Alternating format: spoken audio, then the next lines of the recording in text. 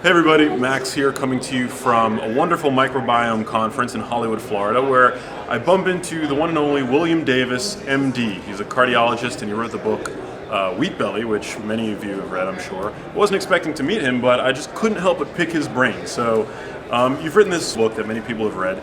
Can you tell me why it is that, in your view, sugar, and in particular wheat, is so dangerous to our health?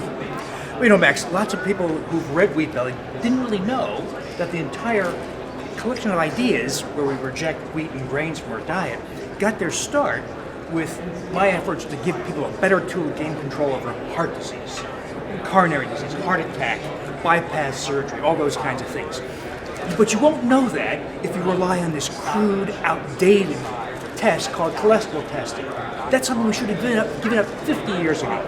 We have a higher level of testing that's not often used. It's been around for a couple of decades. It's called advanced lipoprotein analysis, and I've been doing that for about 20 years.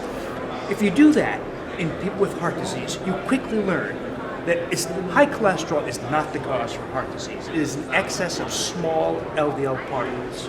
And you'll see it to extravagant degrees in people with heart disease. Well, how do you get an excess of small LDL particles? Grains or sugar. That's it. Grains and sugar. Not fat, not saturated fat, not protein, grains and sugars.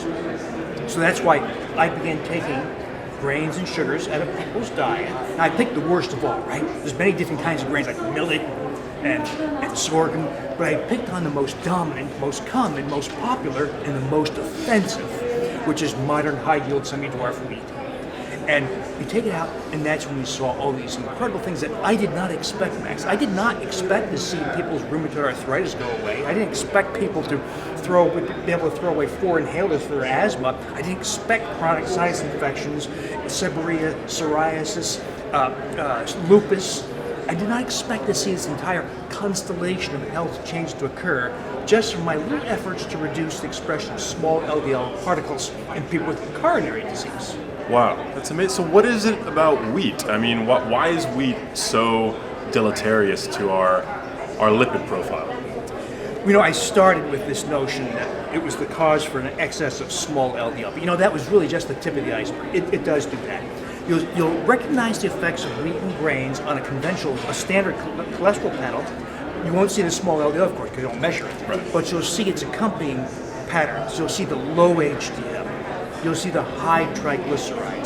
That LDL cholesterol is a meaningless, immaterial. You may know I call it fictitious LDL because it's not even measured. It's calculated for an outdated equation based on flawed assumptions. That is, by the way, invalidated when you go wheat and grain free, wheat and sugar free. And so the old lipid panel is in effect rendered useless.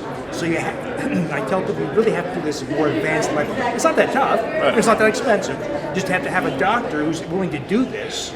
Healing has to come first. And if you put that as your first priority, you ask different questions, you look for different answers, but you start to actually heal people. And that's what I saw happen when I took wheat, grains, and sugars out of people's diets. That small LDL particle measure. So a typical measure, it varies in different technologies, but I use the NMR panel. So a guy with heart disease would start with, let's say, 1,800 nanomoles per liter of small LDL. He goes wheat and grain free. It goes to 0. Wow. Or some other low number. In other words, we're not talking like a cholesterol drug where you drop your LDL cholesterol by 20%, 30%. We're talking about virtual elimination. That's how powerful this lifestyle was. But that wasn't what drove me to write books and do all that. It was all the other stuff that I saw. You know, when you see someone with ulcerative colitis who's on 3 drugs, including intravenous drugs, spending thousands of dollars every month, being exposed to toxic side effects and periodic colonoscopies, and even being threatened with colon removal and constant pain and diarrhea and bleeding, when you see that go away, I don't mean just get a little bit better, but go away within a few days to weeks, and see it happen over and over and over. You know, I didn't intend to treat people with ulcerative colitis, but I saw so many people with these kinds of unrelated, or I thought was unrelated, conditions just resolve, just go away. Amazing. And when people would come back and say, you know, I lost 40 pounds, but I don't know why. I wasn't exercising more. I wasn't counting calories. I didn't cut my fat. I just lost 40 pounds. It's incredible. Wow. So what do you tell people then who go see their general care practitioner and they get like a report of high cholesterol? It's a very scary thing.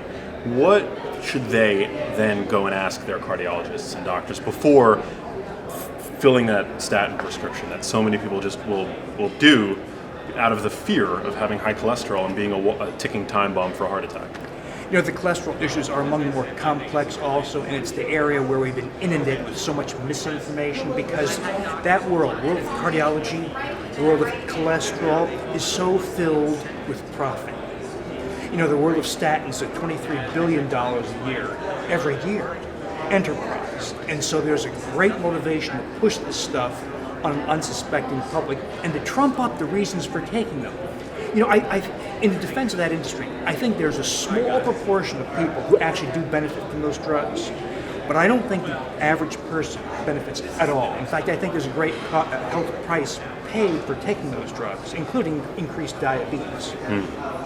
And so the real answer is to, long term, is to get doctors smarter and engaged in healing, not in revenue generation, not in just blindly dispensing drugs because the drug rep told them to, or because the drug industry has spent over $2 billion in running the clinical trials that prove that statin drugs must be taken to reduce cardiovascular risk.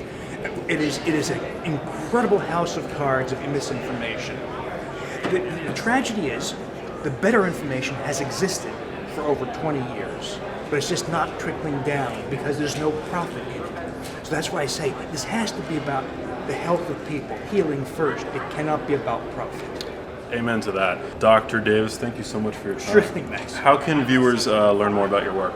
Easiest way to start is the Wheat Belly blog Okay. or the Wheat Belly Facebook page. Cool. Thank you so much. Thank you, Max. Appreciate it.